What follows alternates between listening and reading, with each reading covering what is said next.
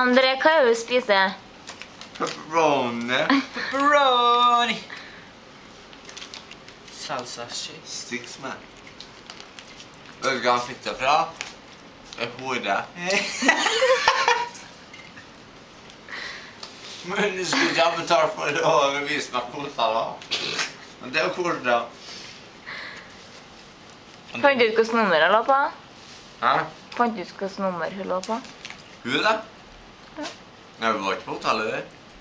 Hun sa på videre på teksten. Fikk seg hora, men vi ble ikke med. Betalte vi for den, ja. Ingenting. Det er det som er så Du rart. fikk deg snackerjack, du, og salsa din. Jeg tenkte bare, fy faen, det var det da.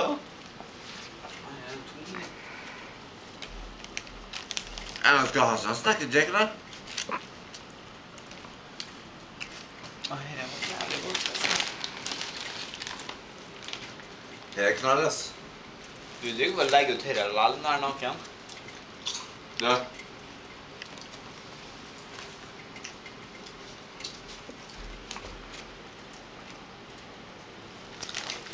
Jeg skal vise at jeg spiser alle sammen da. Nå må jeg ringe Thomas da. Og spørre om min vårtsynning er Collins. Ringer deg. Jeg vet ikke igjen, nei. Jeg kønner.